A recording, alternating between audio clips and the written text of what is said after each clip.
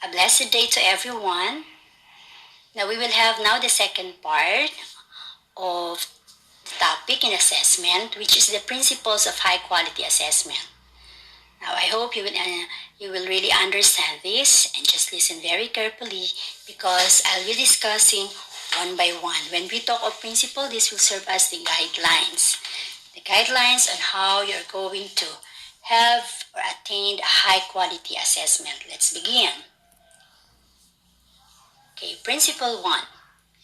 There should be a clear and appropriate learning targets. Remember, you have to define first what is your goal, what do you want to attain. And it should be clear all the time and it should be understood between you and your students.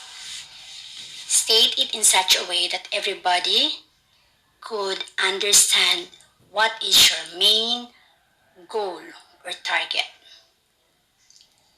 Look at this. We have here the Bloom's Taxonomy of cognitive domain. When you are writing your targets, you have to consider the different complexities of Bloom's Taxonomy, starting from the lower level up to the higher level of complexity. Now, there is a version from 1956 and another version from 2001. If you will notice, in the year 1956, it all started from knowledge, moving to comprehension, application, analysis, synthesis, and evaluation. They are in the form of noun. Now, to make it more active, this was changed into a verb to make it more engaging. So knowledge became remembering, comprehension became understanding, application, applying, analysis, analyzing, and there was a switch. You have to switch first. You need to evaluate first before you create another new concept or idea. So from the application down to the knowledge or applying down to remembering, these belong to what we call lower order thinking skills. But if you move from analyzing, moving to creating, that is referring to higher order thinking skills.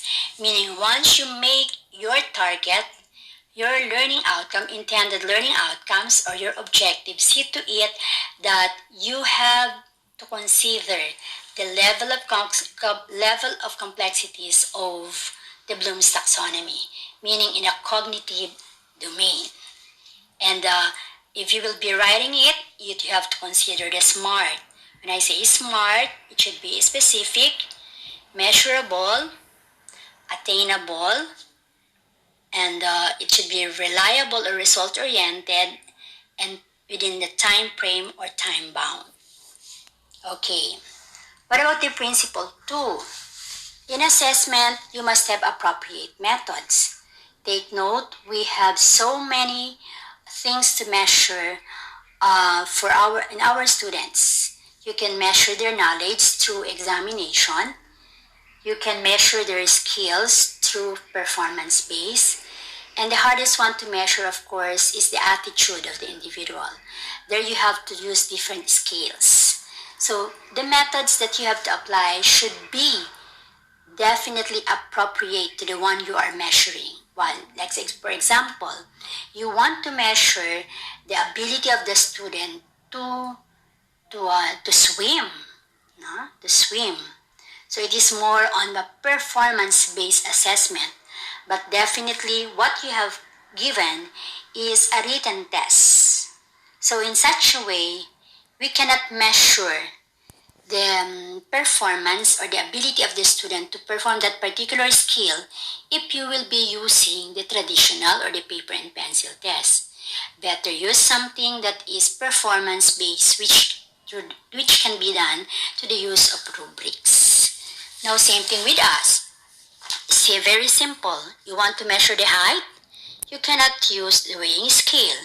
If you want to measure the weight, you cannot use a ruler. So that is what I mean. See to it that the method that you will be using should be appropriate to the one you are about to measure. Okay, third one is balance. Balance is very important in assessment. A while ago, I mentioned the lower order thinking skills and higher order thinking skills.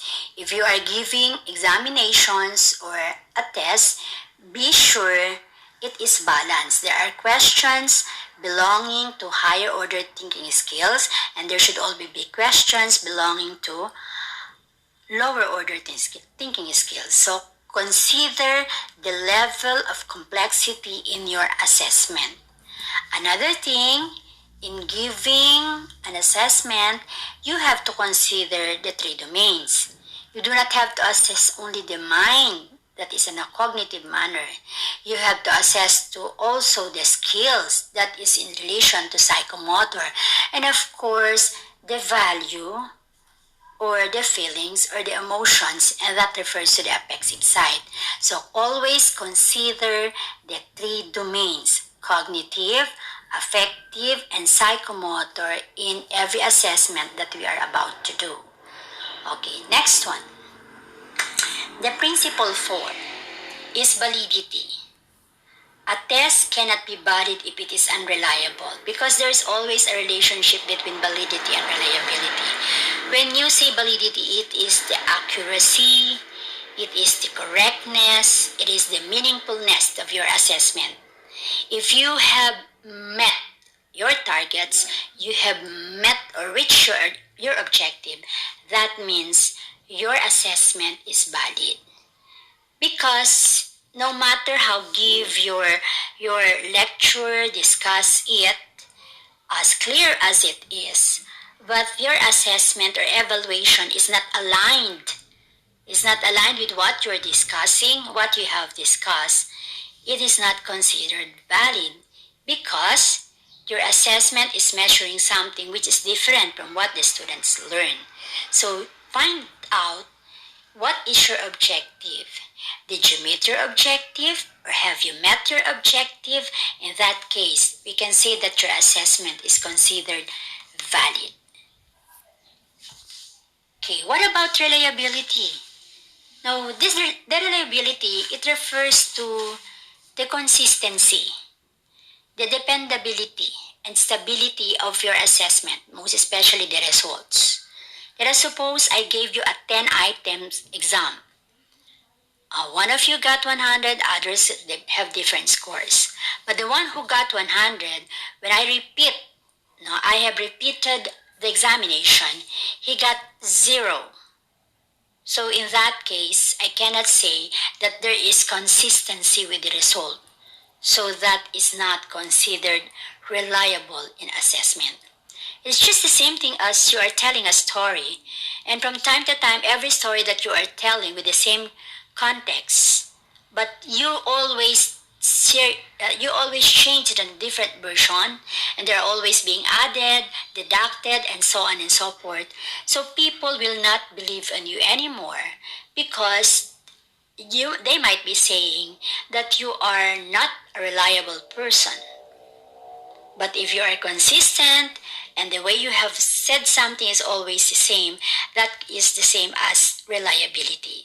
So with the result of assessment, if you have seen and get the same score and not that far, even though that not that exactly the same, but not that far from the score it gains, there is always a consistency of that result. It means it is reliable. Now, a test is considered reliable when it is valid, but we cannot say that a test is valid when it is not reliable. So for the test to be valid, it should always be reliable. Okay?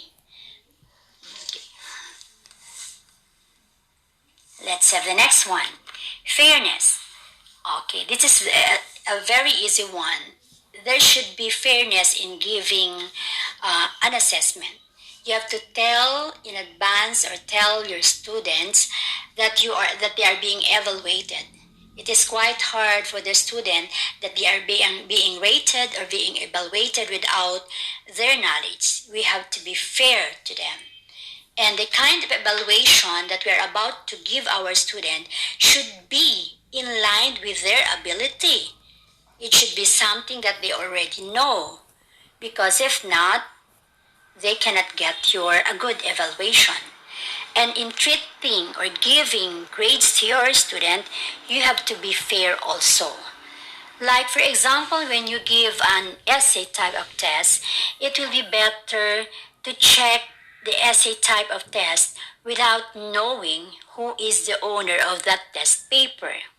You have to check it one by one number at a time for all the students, without looking who is the owner of that test paper, just for you to be fair. Every time you are giving an assessment, you do not have to you do not have to engage in the sense of favoritism. You do not have to look at it in such a way that there should be equality among your students. Be fair in giving grades, be fair in evaluating your students, and everything will be fine. Now, there are times that you are quite worried when you give a grade which is very low or not passing to your student. Now, if you are doubtful with what you gave, so better pass your student.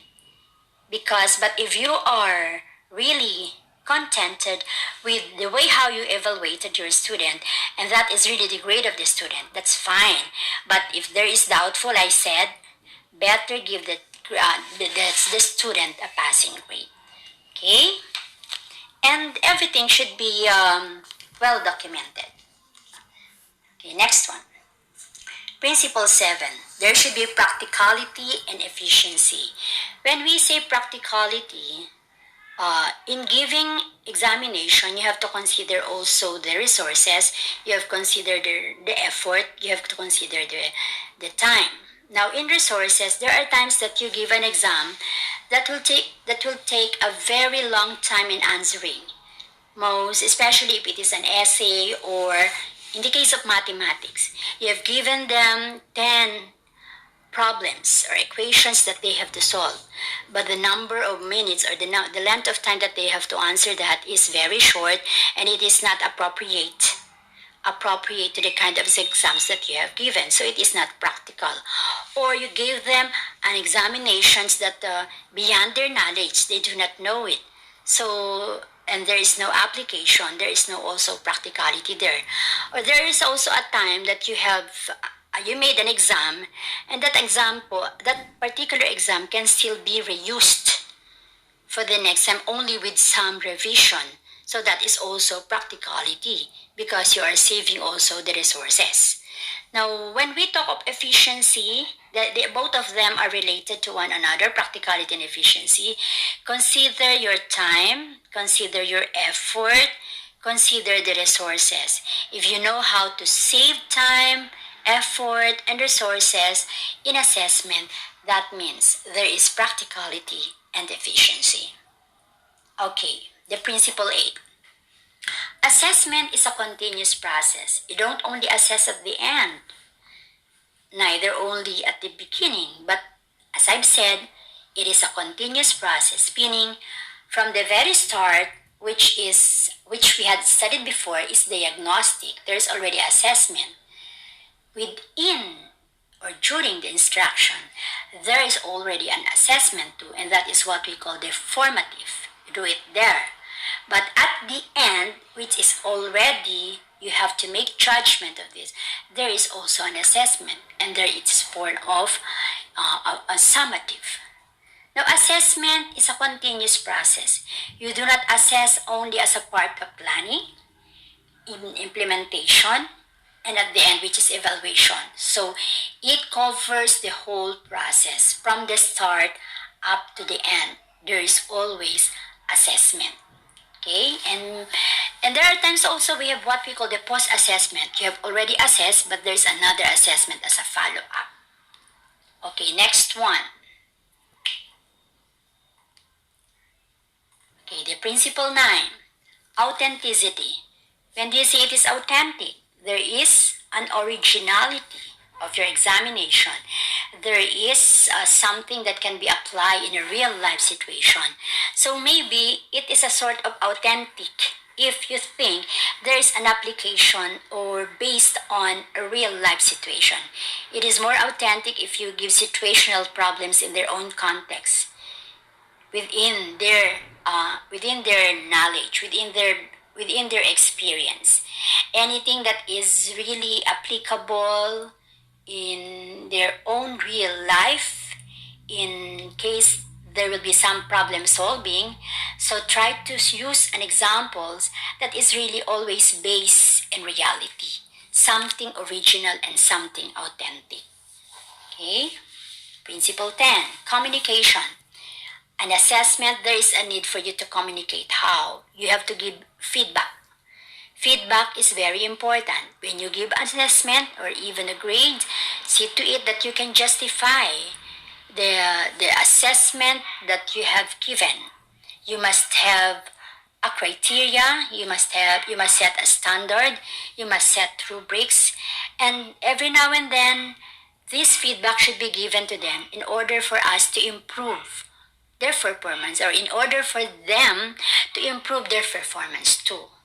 So an open line of communication is very important between the teacher and the students in order for us to promote an effective teaching learning process. Okay, principle 11, positive consequences.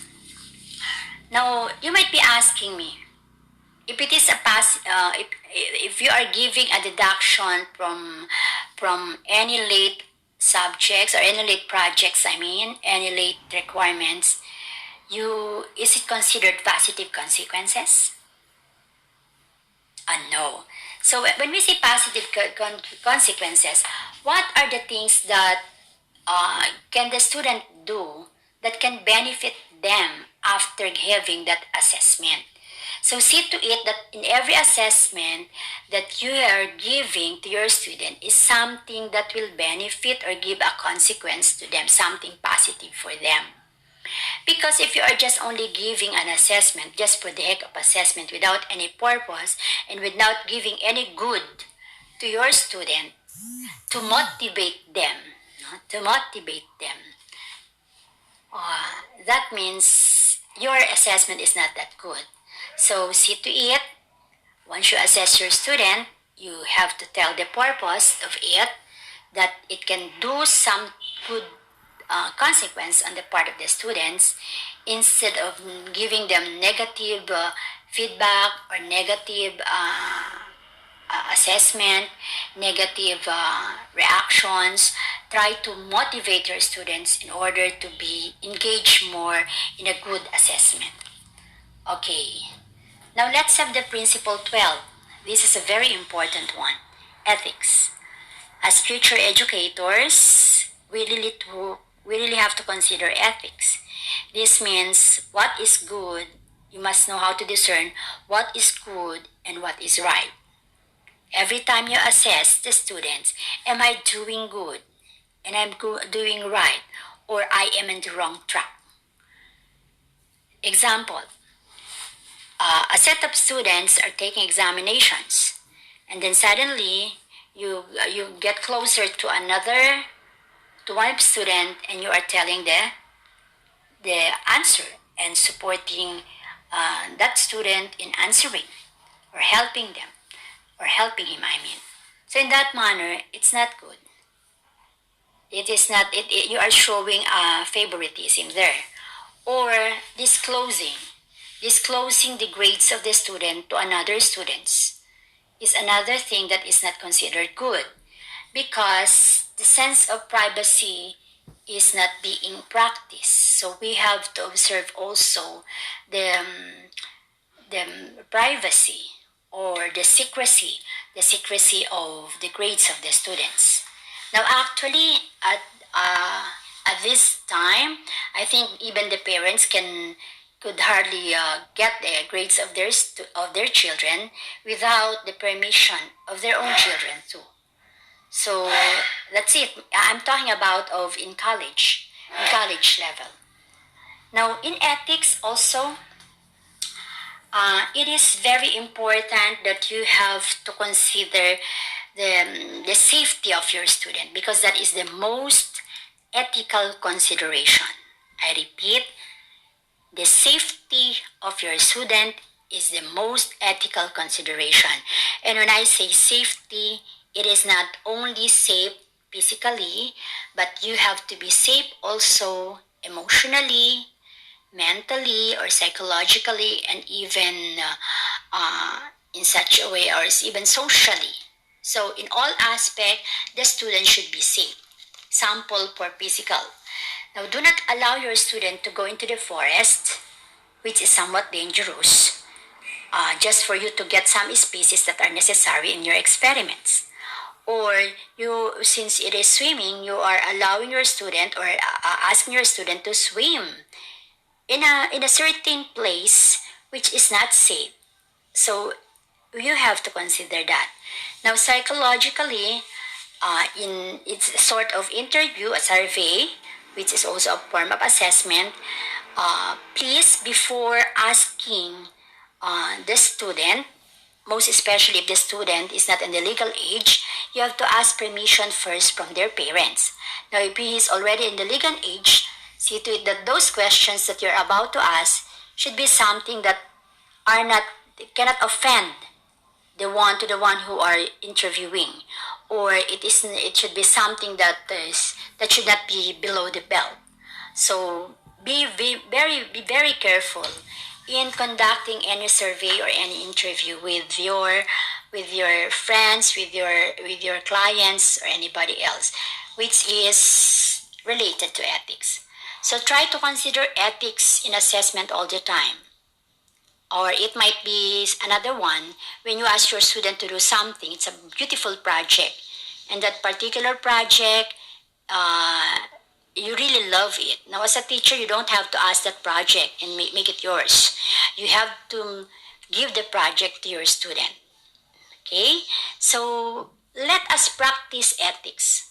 Let us discern, and let us try to think with a way on how we assess. Is it right or is it wrong? Is it bad or is it good? So try to be careful. Okay. Now, the measurement and assessment is then used to make an evaluation. So, when we talk on evaluation, it covers everything. It all started from the measurement, where you can quantify the evidences, and the assessment is the process of gathering all those evidences until you have to make judgment, and that is already a part of evaluation. Now, evaluation is the process of making value judgment over a level of performance or achievement. And why do we evaluate? We evaluate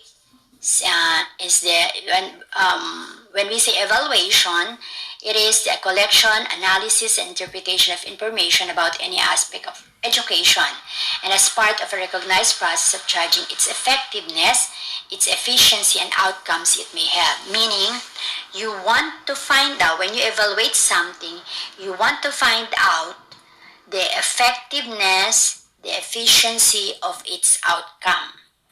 Now, when we say effectiveness, it is making the right thing. Okay? You have done the right thing, you have attained the project with a good quality.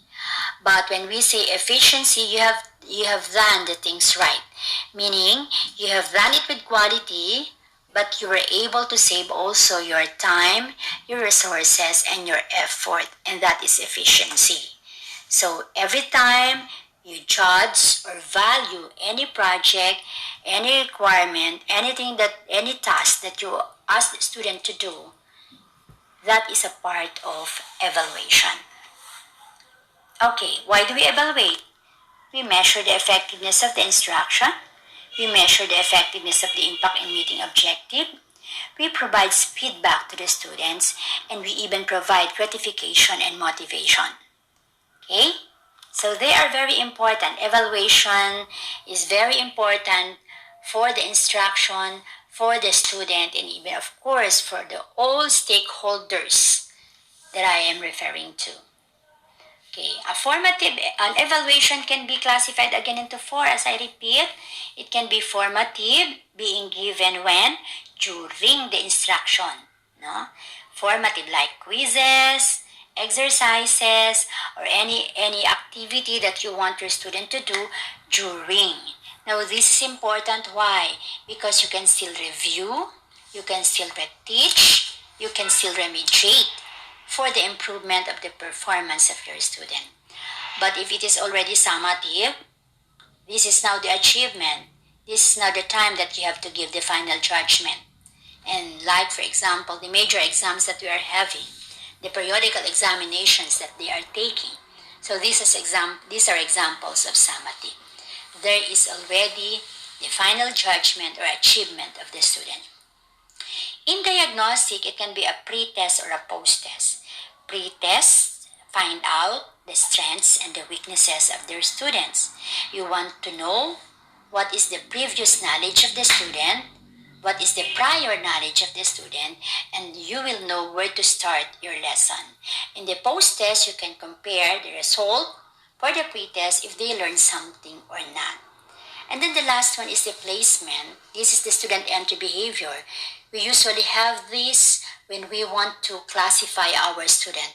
Where do they belong? Can they belong in section A, which is the highest section, section B, section C, or the star section? Or when you get an entrance examination, can you be qualified in EdHook? But if not, and you were not able to get an 80% grade, so you have to move to another program. That's it. Placement. You have to categorize, you have to classify, you have to group your students. Okay? Now, these are the differentiation of placement from summative. So I just read it. Now, placement is done before instruction, while summative is done after instruction. Okay? Determines the student placement or classification before instruction begins, while summative determines the extent to which objectives or instruction have been achieved. Okay? Placement also determines the mastery of the prerequisite skills, while summative certifies mastery of the intended learning. Placement is not graded, but summative is graded. Okay, for formative and diagnostic, formative monitors students' progress during the learning process, while diagnostic identifies specific strengths and weaknesses in the student's past and present learning. Formative done to determine who among the learners have not attained mastery of the learning task, while in diagnostic, you determine recurring or persistent difficulties before moving into the task. In formative, you reinforce successful learning, provides continuous feedback to both the students and teachers concerning their learning success and failures. But in diagnostic, searches for underlying causes of these difficulties. And lastly, for formative, identifies learning errors that are in need of correction, while diagnostic helps formulate a plan for appropriate remedial instructions. Okay, so those are the different types of evaluation. Now, the measurement, assessment, and evaluation is very vital for the following. For the teacher, for the student, for the parents, and administrator. Now, if you will be asked as a student, you have all the reason on why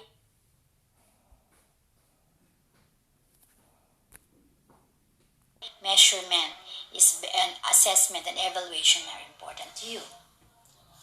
Now, same thing with us as a teacher. Same thing with the parents. The parents want to monitor their own children, and they are the one also deciding for their children also. The administrator used to make rules and makes promotion and make revisions of the curriculum.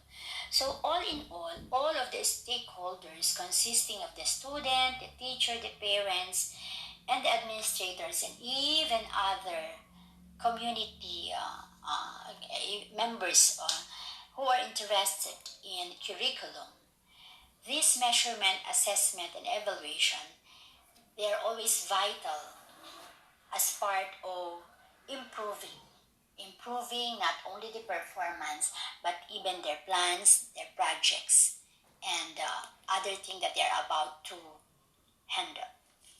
Okay? Okay, so I repeat with this, always remember, in measurement, you quantify things.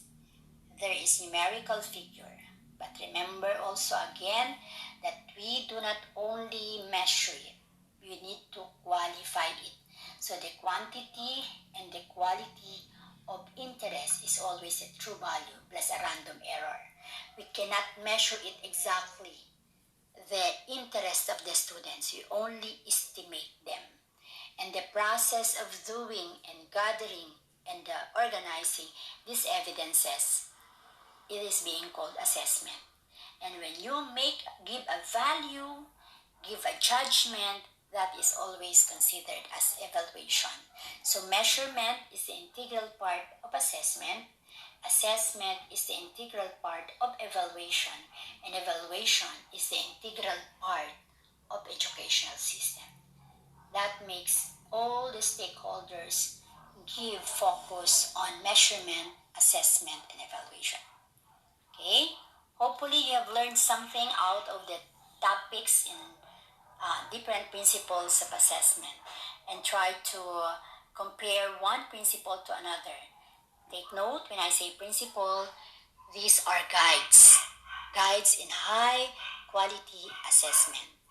Okay, so for today, this is our the second part of your module, and hopefully you learned something out of it. So a blessed day, and have a nice day too to everyone. God bless everyone. Thank you.